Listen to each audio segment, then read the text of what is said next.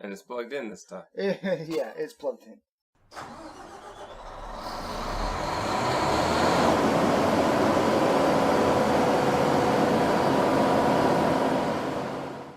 Ready? Mm-hmm.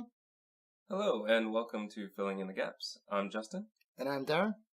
And today we're going to be discussing a game that is probably not a typical game that you would expect on this podcast. We are going to be discussing Dead by Daylight.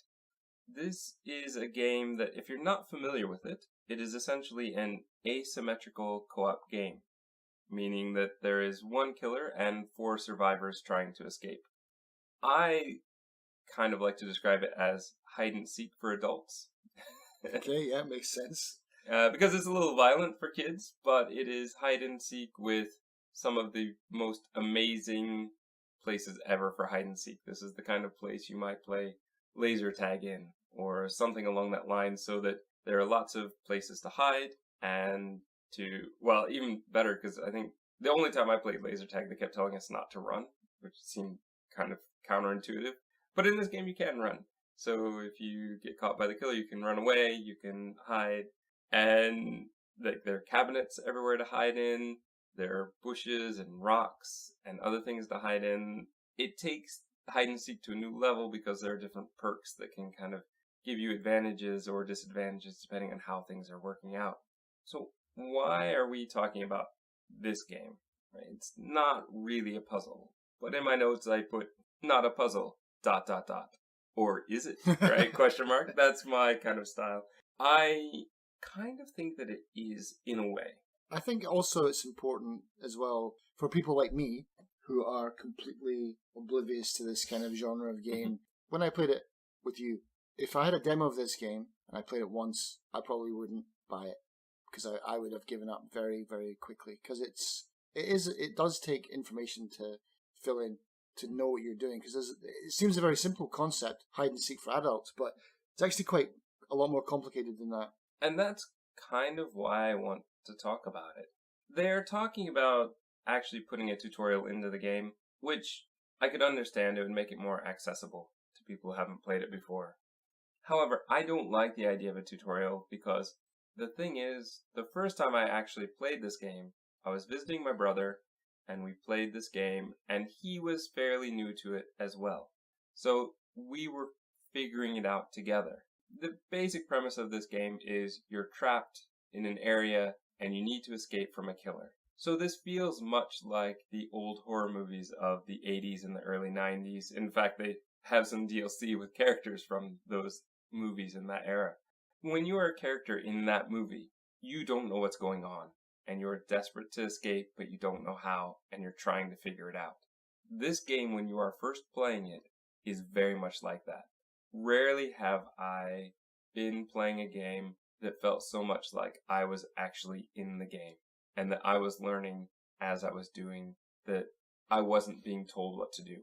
Because in this game, at most, you're given a highlight of what button to push when you're near something.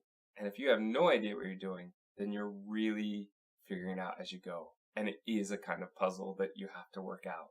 I honestly suggest play this way. This way is so fun. It can be frustrating at first because you don't know what's going on. There are a lot of things that seem to not quite work, but you will never feel as immersed in a game as you do in this one with your headphones on and not quite sure what you're doing. And the lights out. Yeah. So my recommendation, before we really get into me explaining some of the game, is honestly, play it. Don't watch playthroughs. Don't watch it on Twitch. If you're all interested in playing this kind of game where you get to be a killer, killing 4 other players, or you are a player trying to survive and work together with 3 other players to do that, I just wholeheartedly recommend it. This game I have already put a ridiculous, I think, 80 hours into, and I'm still enjoying it. And we've talked before on the podcast about the fact that I am the type of person that wants to get a game finished, move on. But there's no end to this, though, is there? Yeah. There isn't, and that's the other thing, is this game, they are still adding new content. Over the next year, they are going to be adding, it sounds like starting in June, like every season for a year, they're going to add a new killer, survivor, and map. So there's still a lot of stuff to be going in. I would also say my recommendation is buy the game on sale. It's been as low as $10 before, and I think it's well worth $10. They've put the effort into it. This game works, it looks good, and they're continually making it better. And there's still quite a large player base for it. Yes, it depends on the time of day, but I don't typically have to wait very long. As a killer, you do have to wait a bit longer, but as a survivor, I'm rarely waiting. If I'm playing the evening, I find evening is definitely the more popular time. They have a new ranking system, which I'm still not a fan of, but it is an improvement on the old ranking system. Personally, I don't think the ranking system is that important yet. However, they are talking about putting their DLC in as a way that's free to earn. Now, this doesn't count for characters they don't own the copyright to. So, like Freddy from Nightmare on Elm Street, you can't earn him for free because there are still legal issues they need to go through, and they may never be able to give that for free. But anything new that they create will be allowed to get it. So there are at least 2 new killers, 2 new survivors, and 2 maps that you can kind of earn for free starting in June with something that the article I read referred to as a global progression system, but I'm not exactly sure what that means or how that's going to work. But at the same time, the fact that they're kind of offering that possibility to get this content for free, I'm for it. I think that sounds great. I think that they're really trying to work on building this community. Well, it attracts players if you can get free stuff and new content, yeah. The other reason I recommend this game is because it's fun. It's that factor that we can't really define, like how do you rate fun? But for me, it is incredibly fun, but it will continually be fun because so long as there are other players playing, the mechanics are always the same, but other players' styles may be very, very different. So you might get some killers that are checking cabinets all the time, or you might get killers that are very good at chasing, and then you might get others that are terrible at chasing, and you just never know what you're going to get. You might get other survivors that are very cooperative, and you might get some that are not cooperative. Just hiding in cabinets. That can happen. And so every game is going to be unique. This is not a game where it has NPCs or AI that you can predict. And you can't even communicate with each other in the game. Not if you are playing in a general public room. You can only do that, I guess, if you have your friends and you're playing against your friends and you know. There are lots of different killers. I mean, there are just as many survivors, but I find the survivors are not quite as unique as the killers. The killers each have a different real method to how they kill and how they hunt. Now, you wanted to talk about which killers are copyrighted. So let me just talk about which killers there are. Their characters are the Trapper, the Wraith, the Hillbilly, the Nurse, the Huntress, the Doctor, and the Hag. Their copyrighted ones are Amanda, which they refer to as the pig from Saw, Freddy from Nightmare on Elm Street, Leatherface, and what they refer to as the Shape, but that's Michael Myers from Halloween. The killers, as I said, have each their own technique. That's something that I definitely want to get into, but as we lead into that, I am going to say that this is kind of a semi-spoiler section now. I mean, it's not really, there's not a lot of story. Spoil, yeah. But if you have liked what I've said so far, and you are tempted to play this game, I would say, get the game. Get the game, play it, try it out before you listen, because figuring it out is a big part of the fun. When I was there with my brother and we were going through some different methods, let's try this, let's try that. Does this work? We don't know. And we were having a lot of fun experimenting and exploring with the world and how does it work and how do these mechanics work and why is that character doing that? Is there an advantage to that? There's just so much in this game that can be fun just from exploring and trying. In a way that in any other game, I think I would find it so frustrating. Just tell me what I need to do. Just show me what I'm supposed to be doing. Stop hiding all the mechanics from me. In this game, where you're essentially playing a game like hide and seek, a game that most people played as children, you know that part of it. You can do that part of it. Everything else, learn as you go. So that's my recommendation. If you haven't played it, if you're tempted, you've got $10, wait for it to go on sale, get it. The other reason why I say to get it on sale is when it goes on sale, I bought it on sale, and it seemed like there were a lot more new players when it was on sale. So you have a much better chance to play against people who are not as veteran players as I've now sort of become. You play against other people who don't quite know what's going on yet. This is one game where I am a bit sad that I wasn't there at the very, very beginning, because that must have been an amazing time where everybody was trying to figure out what they were doing and what was going on. But that's my recommendation. Get it on sale, because that's kind of, I think it's kind of like our tagline for our podcast. Get it on sale, yeah. But you can get it for about $10. If you at all think that you're going to play this, $10. A good game will maybe be, like a good match will be maybe 20 minutes. Others might be shorter. But if you're going to play as I did and try to explore it and go through it, it's going to get you through that like 10-hour, like hour per dollar benchmark pretty easily, I think. Because you also want to progress your character to level them up and see what the new perks can do and what the tools do. So that's my recommendation. I say play it. You're not as big a fan of this game. No. But why are you not as big a fan of this game? I get frustrated by this game. When I played it at yours, I was, like I said, if I'd bought this game, or if I got it in the bundle, like that, if I got that and I was like, oh yeah, I'll check it out, I would never have played it again. I would have installed it, played it for an hour, and then uninstalled it, because it's so frustrating.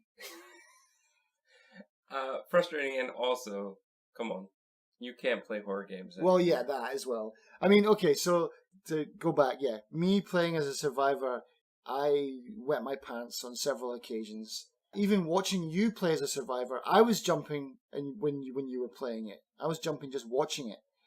But playing as a killer, I had no problem with. That was completely fine. That's why I almost think that you would enjoy the game, but only as a killer. And I think that that's fine. There are killer mains, there are survivor mains.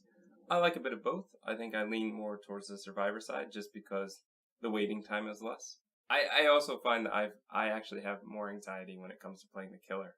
So I enjoy playing as a survivor more because, one, the waiting time in the lobby is usually a bit less. I like the cooperative element of it. I think for me, what I would say is that you got very scared. And I very quickly got to the point where I just saw it as hide and seek. And I laughed when I got caught. And as a survivor, if I mess up, if I get caught, it's not long until I can get back into the next game. Killer might be another 5-10 minutes depending on how active the people are on the servers. I enjoy it though. So I just think it's really funny most of the time. I laugh at it. But you get very scared at it. You don't like... I hate it because I can't see what's behind me, or I hear the heartbeat going, or even when I see them in the distance and they're coming towards me, it freaks me out. It's terrifying, man. I'm such a baby. Which I think the game is designed for you, but enjoyed for people like me. Yeah. I'm also the type of person that will go to a haunted house and appreciate it for what they do, but not often really be scared. Right, yeah. I just enjoy that atmosphere. I enjoy what's going on. I enjoy the process of it, I think. And that's a lot of this game. And the process of us working together, or not working together, as some groups might be. I think that there's just something really special to this game. And I wholeheartedly recommend it, unless you are so easily scared that you can't. But at the same time, if you like being scared, then that can work for you. Yeah. This works on a level that something like Five Nights at Freddy's doesn't, where it's just out to jump scare you. Yeah. Oh yeah, there's no jump scares in this game. That's one thing that I do like about this game, is it's not that kind of horror. In the only way they would jump scare you is if you didn't see them coming, but you had every chance to possibly see them coming. Yeah. They don't come out of nowhere. I mean, I guess Amanda does. Amanda, yeah, but at the same time, you could see her creeping around, so. Right. But that kind of leads us into, sorry, we probably bled a bit into the semi-spoiler territory. From now on, we're just flat out talking about it. So if you've hung on this long and you're still on the fence, I say play it and then come back and listen to the rest. I'll explain a few things that will help newer players and kind of explain my love and sometimes frustration with the game. So here we are. Semi-spoiler. We watched this game, I think, together for the first time because we were at a friend's house and he was watching it on a Twitch stream. Yeah. So even my very first time playing, I had an idea of what I was supposed to be doing. And that is simply, as a survivor, you have 4 generators that you need to power up and escape, which you need to pull a lever to open the door and then run away. Or if you're the last person, there is a hatch somewhere on the level that will open up and you can jump in and escape. Which you saw the other night and you thought was very funny because it reminded you of the Ninja Turtles jumping down into the sewer, yeah. The killers basically have to attack someone. They have to attack them twice until they're they go injured state and then dying state. Dying is on the ground and the survivor can't heal themselves at that point, so they need somebody else to come and help them. And it's their ultimate goal to get a survivor on the hook. And then the hook has a couple different stages. So there's a first stage where they can kind of try to attempt to get off. And then there is one where the entity is called and they basically have to just struggle and hope that somebody will save them. And then they're sacrificed and the entity comes and takes them away. The survivors have some tools that can help them. They have a toolbox which helps speed up repairs and helps them to sabotage hooks. There is a med kit which they can use to heal themselves, or they can speed up healing others. A flashlight which they can use to stun the killer if they're better than I am, because I've never gotten the flashlight to work very well, but I've had it used against me, so I know it can be effective. I just can't seem to make it work right. A map which helps the survivor know where things like generators are. A key which just seems to be kind of a magic element. I'm not really sure what it's supposed to do. It seems to not do anything alone, but when you start adding things on, then it can do some amazing things, some interesting things, like show you where the killer is if you're looking at the killer. So you can charge it up and you kind of see their aura and see where they are. Okay. So that can give you a kind of tip off to where they might be. And everything has kind of an add-on. So the tool chest can have stuff that makes it work even faster. The medkit can have stuff that makes it heal or maybe can last longer. And because everything is temporary in this game, everything is kind of the message of this whole game is everything is temporary. Your tools and your life and everything in this game is kind of temporary. You also have offerings that you can use to earn extra points, or they can help with other things like make the fog a bit thicker so it's easier to sneak around, harder to be seen, things like that. And there are perks. This works for both killer and survivor in the fact that you can learn these skills and they help you out in many ways. The killers also do have tools. I guess I should have mentioned that. But their tools are typically based directly on who they are as a character. So you basically can only get add-ons to help make those tools better. So with the trapper, for example, you can get things that make the bear traps either harder to see, harder to escape from, or do damage. Quicker to set as well, I think was one of them. You can earn points by doing things. These are blood points. These are actions. So any positive action you do towards your objective gets you these points. And you use these points to earn stuff on the blood web, which is essentially a combination skill tree to earn perks and a tool chest, a way to buy some things, but they're randomly generated. So you might get a toolbox one level, but you don't get it on the next time. The other currency in this game is Iridescent Shards, which you earn for how much time you play in the game.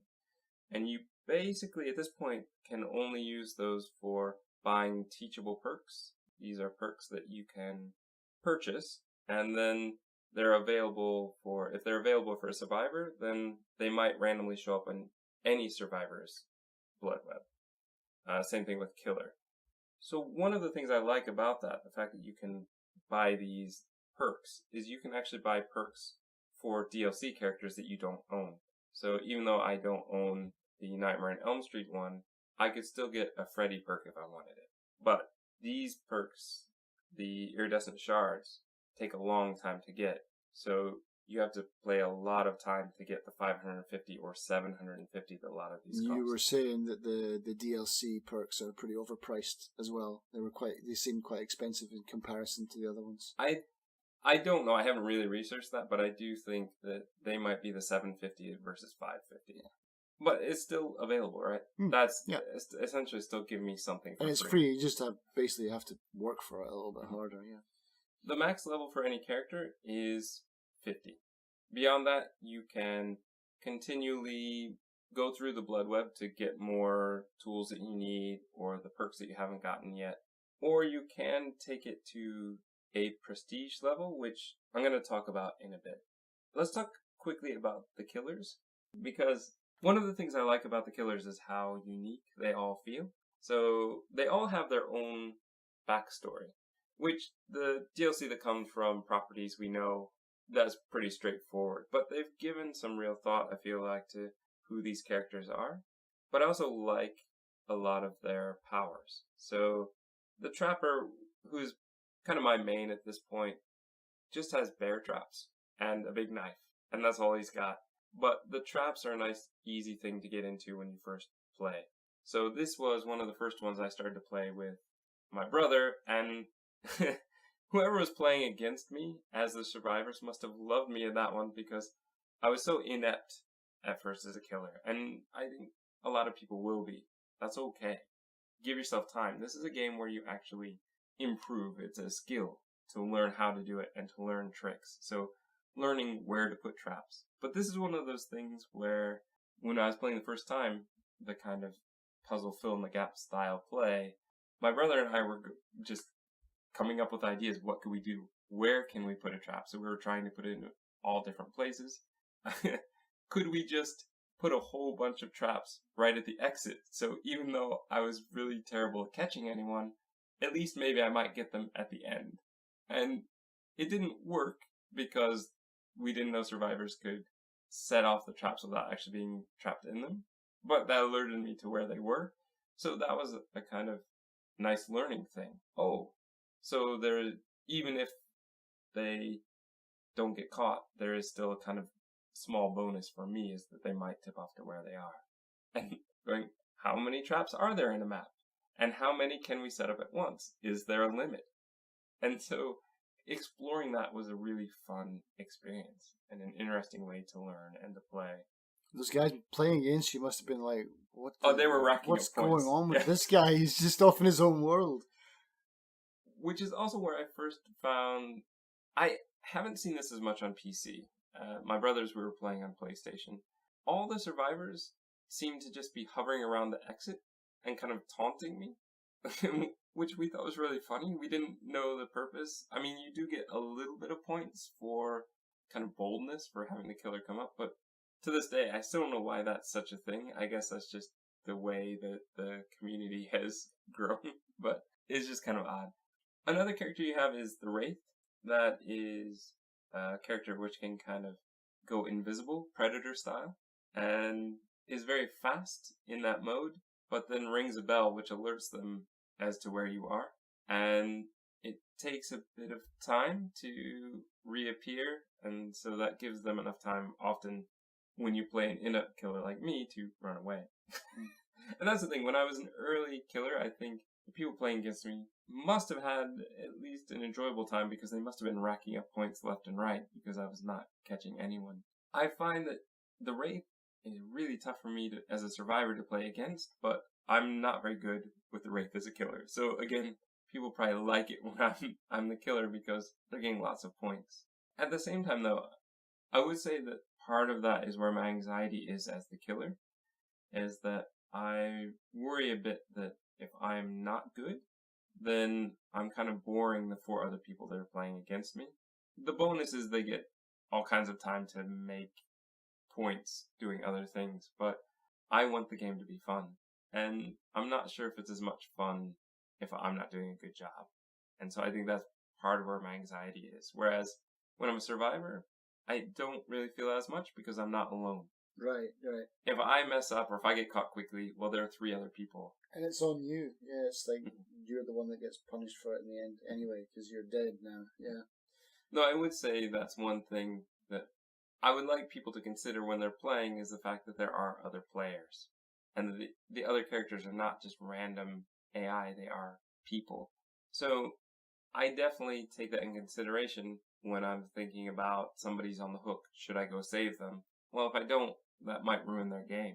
If they got caught really quickly, I know how it feels to get caught right away and have my game last like a minute. Like that feels kind of rotten. So I don't know. I think also there is a bit of toxicity in the. I don't notice it much, but any sort of online. I mean, game welcome to online play. Yeah. I think honestly, I think there's a lot less in this one than I've seen in other games. But when it shows up, it kind of ruins the mood.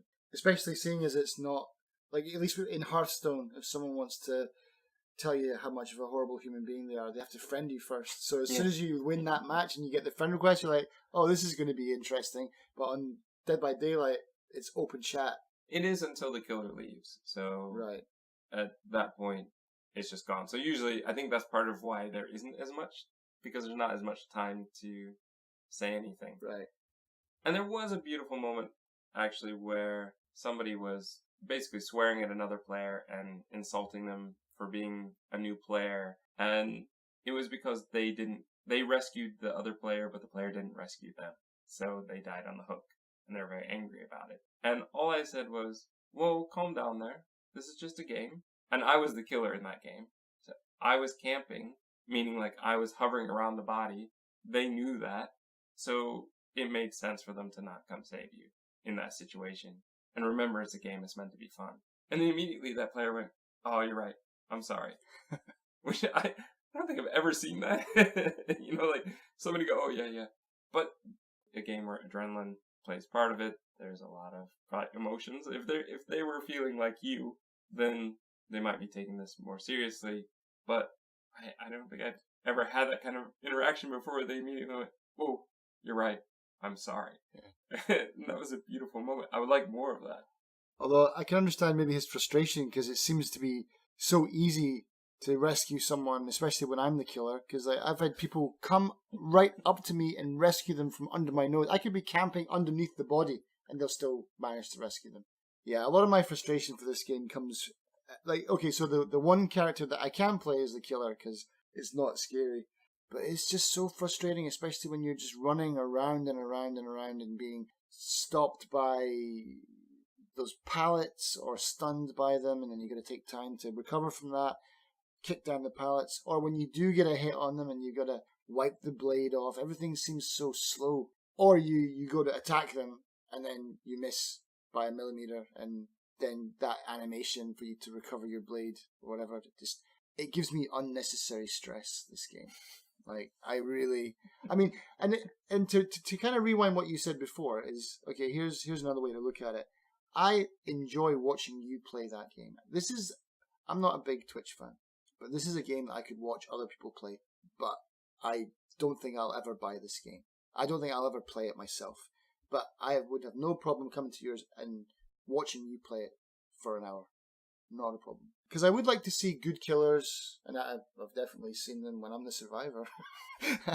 But I'd like to see all the different characters. I'd like to see the DLC that I can't afford or I don't want to buy or whatever. I'd like to just check out that stuff. So watching this stuff on Twitch or on YouTube appeals to me. But the frustration of being slower for a time, I know you can get faster as you level up your character and as you go on the hunt and you're chasing them down, you get quicker and quicker.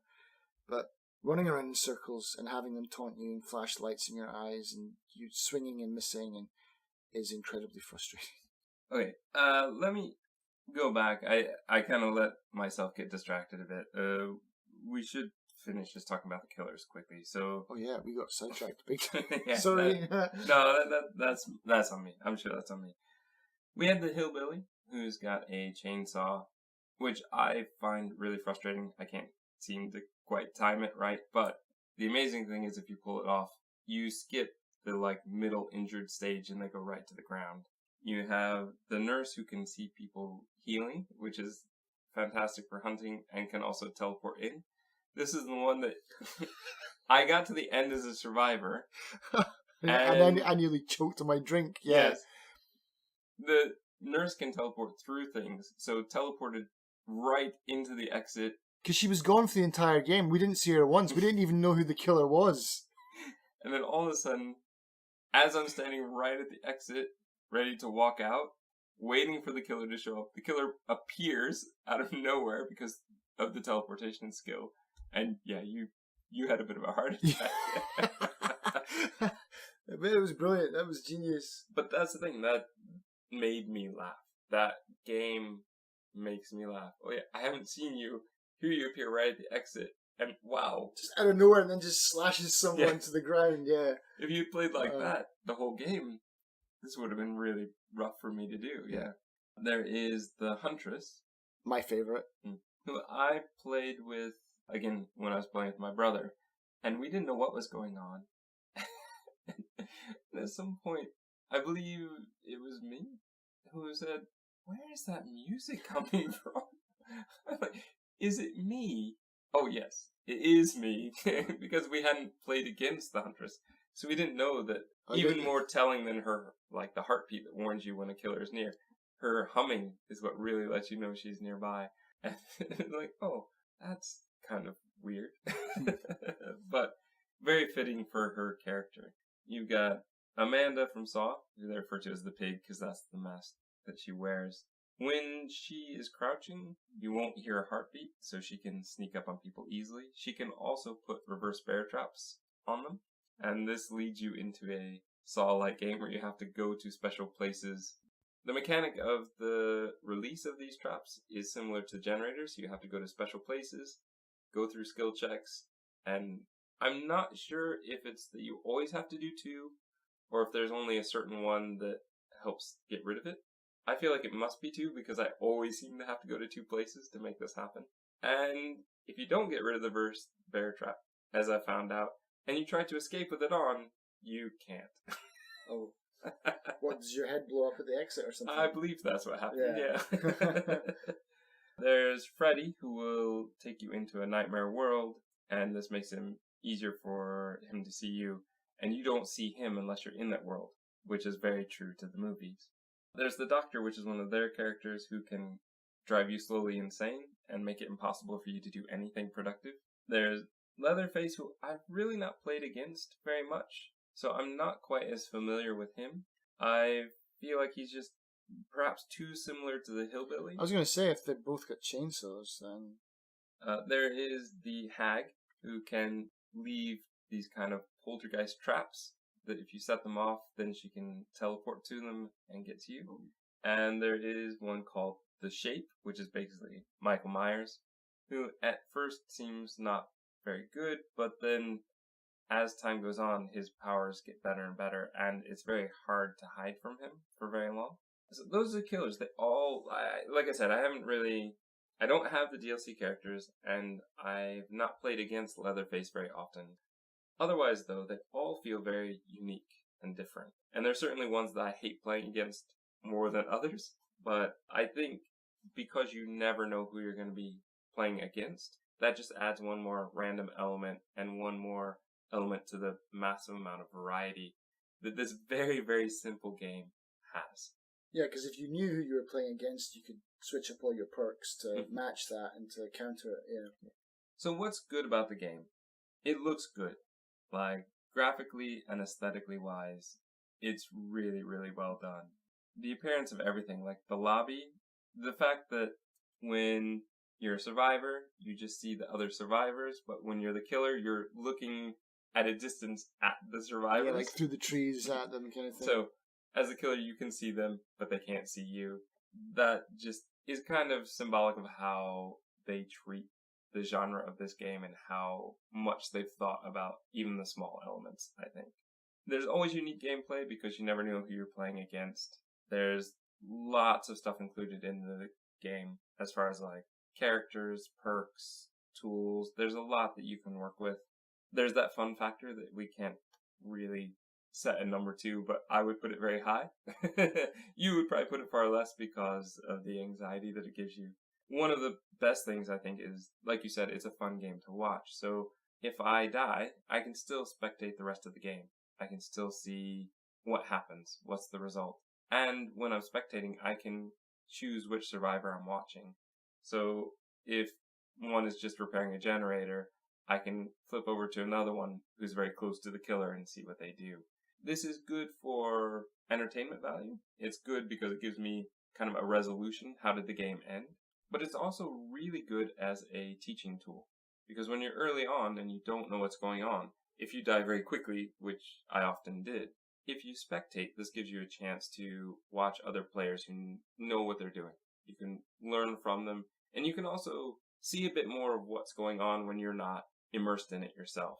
You can pay a bit more attention to what's actually happening rather than just focusing on you needing to get away. The music is good in this game. I especially like the fact that if you're in the lobby for the survivor, it's kind of a lighter version.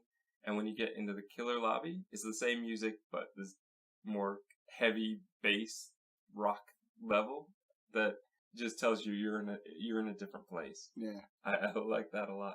As far as bad, especially early on, it may take a little while for you to learn. It's not a game that you jump in and are instantly good at. You have to kind of practice at it. You have to work at it. And there are a number of times where the killer might spawn very close to where you are and catch you very quickly, and you die very quickly. But as a survivor, you can jump into a new game fairly quickly. So it is a kind of hindrance. I think it only really bothers me when I have that happen like 3 times in a row. The ranking system, I don't think this ranking system, even the new one, is really the best. It's improved, but it's still not quite there. We've talked about Hearthstone before because we've played for quite a while. With Hearthstone, it was a very simple, if I win, I get a star, I go up. If you lose a star, right? And you need certain stars to get to certain levels. However, in this game, part of the problem is the fact that you're ranked based on what you do in the game, and sometimes you can do very good, but because you did everything very quickly, you don't get as high of a ranking. There's also a problem of the fact that there are 4 of us versus 1 other person. So one person could go up a lot and 4 other people could go down. And I mean, I'm sure that good players out there, if they're listening to this, are going to just say that I'm complaining because I'm not as good, which, fine. I'm not as good. I know I'm not the best player out there. I've not made it past rank 18 or 17, I think. But I just find that it's so easy to drop in rank, and seems like you have to do so much to rank up. But at the same time, with Hearthstone, that made a huge difference because it impacted what you could get in the future. With this game, it doesn't really. I just worry about earning the new DLC when that comes out. That would be the thing that concerns me. But otherwise, I don't really care when I'm ranked. I mean, if anything, it's all right to be ranked low because then you're playing against other low-ranked players. But in fact, the fact that you can, after you reach level 50, you can go to prestige level 1 and get a new costume, like a bloody costume, and you can essentially start over again with that character. But that means you lose everything that you had for that character. You also get a better chance of getting better stuff on the Blood Web the second time through, but it still means going all the way through again. At this point, I don't think it's worth it for me. I'm quite happy to be at level 50, have a bunch of stuff, and move on with other characters. So I don't think the prestige level, I think that's great for some players, but it doesn't work for me. I think what I'd like to end on is to talk about how much I've played this game and why, and honestly the fact of how surprised I am. I even debated the $10 mark that I got it at because I thought, oh, am I really going to play it that much? How long am I going to have to wait? I'm not a very patient person when it comes to waiting to play a game. As a survivor, you don't typically have to wait very long. Killer, if you're not playing at a popular time, I've had a podcast playing in the background or music playing in the background and waiting 10 minutes sometimes to get into a game. It does happen. However, I do find certain nights, like Friday, Saturday night especially, I'm not waiting. So that'll explain some of the lobby simulator reviews on Steam then. If you're early on in the game, like I think early days perhaps where not everybody had bought it, where it was more expensive, that might have been. Or if they're trying to play during a time where other people can't play. So for example, I think if they're university students playing in the afternoon when most other people are at work, then yeah, they might not get as many games going that way. But I've personally not had to wait that long. It might also depend on what part of the world you're in. True. I do think that it looks geographically close to where you are and who's playing, but I haven't had to wait that long. I've not been that frustrated. But I do think it's why I tend to play Survivor more, because I'm not patient enough. And so even when it's not a popular time, a Survivor will usually get in much faster than a killer. But the thing is, why am I surprised? There's not really a story to this game. You know, like we get a bit at the beginning and I can kind of interpret my own story or fill in the gaps if I want, but there really isn't that much of a story. And we've said before that for us, story is typically very, very important, but it's not that. It's not that kind of game. I think for me is that it's constantly new. Every game is a little bit different. So having those same mechanics, but being able to play something where people play differently, or I can play as different killers. So if I get tired of playing as the Trapper, my Huntress is level 1. I can go in and start ranking her up and have a fun, different style where I'm trying to learn how to throw the hatchets and actually hit people instead of random objects like boulders and trees. But I think the biggest thing for me about this game is this fills a kind of void that I've had for a while, in that it's a type of game where it is mentally distracting enough so that I feel immersed and not thinking about what am I going to get for dinner or what do I need to do tomorrow. It kind of distracts me from those thoughts enough, but it's not mentally taxing like the puzzle games we often play where I have to be very, very focused on it and have to be thinking beyond. Puzzle games often make me frustrated. This game, I don't feel that frustration. I don't need the mental power to be, like, I don't have to be in my best place to play this game. I can play this game anytime. And it fills a void that I haven't had filled for a while. And also the fact that this game is the type of game where you can go in and less than 20 minutes, often 10 minutes, you've played a full match and you feel like you've played a whole game. They've got the length of this game right. And I think a lot of that comes from their playtesting. And I think, honestly, they must have gone out in the physical world and played this physically in some sort of hide and seek format to see, can we make this work? Because what they put together, you don't just stumble across. This took a lot of work, a lot of planning, and a lot of effort to make this happen. And I'm so glad that they did. Because, I mean, they tried it with the Friday the 13th game, didn't they? And that kind of failed miserably from what I heard. I haven't played it, but I've been given that impression as well. I don't want to insult that game because I haven't played it. I don't know for sure. But the rumors I've heard is that it's often glitchy, buggy, and that they haven't really fixed it. They just, as of recording this podcast, Dead by Daylight has just recently fixed a whole lot of small problems. And some of them were problems that I had noticed even as a newer player. And that just felt great to see. To see that they are working to improve it. A game that, in my opinion, is already very good. And they're constantly looking to make it last longer by giving us more DLC, more maps, more characters to play with. Trying to keep it going. Rather than just working on a sequel. Or going, well, we made our money. We did a good enough job. So long and thanks for all the fish. Yeah, they're not doing that. They seem to really care about the community. They're talking about trying to increase anti-cheating. I'm not sure how that will work, but they're talking about trying to reduce the toxicity of the community, which, like I said, I've seen, but I haven't seen a lot. And that might be in different, again, geographical areas might be worse than others. I just know this is a game that I think is very fun and that I'm quite happy to play on a regular basis. The daily rituals that give me more blood points are just an extra excuse for me to want to go in and try something a bit new or something I've already done many times just to get points to level up a new character. Yeah, I think these like 4-player co-op kind of style games are hitting their stride in this kind of time. And I know they've been out for a while, but it seems to be they've perfected them, or they're perfecting them as we're going along.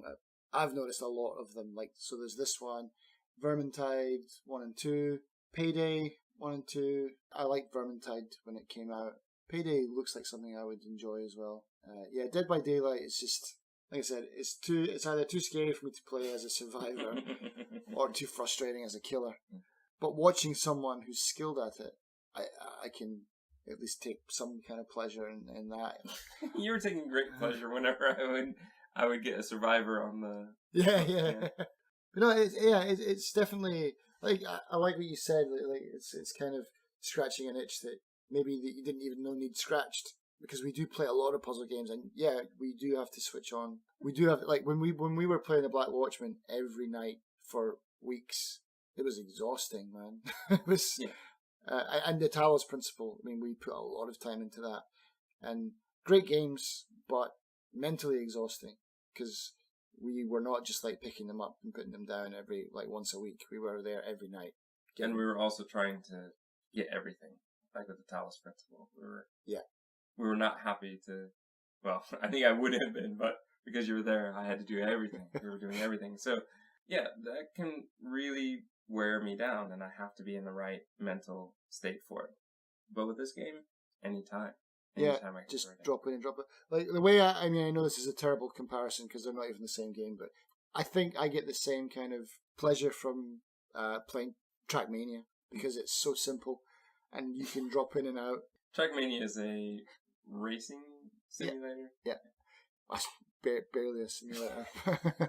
It's kind of a crazy... It's a good community. Maybe we could talk about that one day, because that's been around for many years. But yeah, it's like my Trackmania, but just something you can drop in and out of. Yeah, and yeah, I agree with what you're saying. It's nice to have a company that's not just working on a sequel, or has left it to the dogs and isn't updating it, or if it's buggy, well, sorry, you just got to deal with it. It's kind of cool. On the other hand, maybe they realise that they've put a lot of effort into this, and this actually could generate quite a lot of money from them for several years down the line. You know, like Left 4 Dead, that went on for, that's still being played. You know, some of these games survive and are still popular. Insurgency's been out for 10 years, I think, and it's still going. So yeah, if you can keep it going, you can profit. So I love this game. I will keep playing this game for a bit, at least. And I was happy to talk about it. Again, it's probably not our typical type of game that we would talk about, but there is the kind of puzzle element where you have to figure it out. And again, sometimes we just need a break from puzzle games. Not often that happens, though. For one of us. Gaps filled or more gaps created. I was going somewhere with that. I think that was all I wanted to say.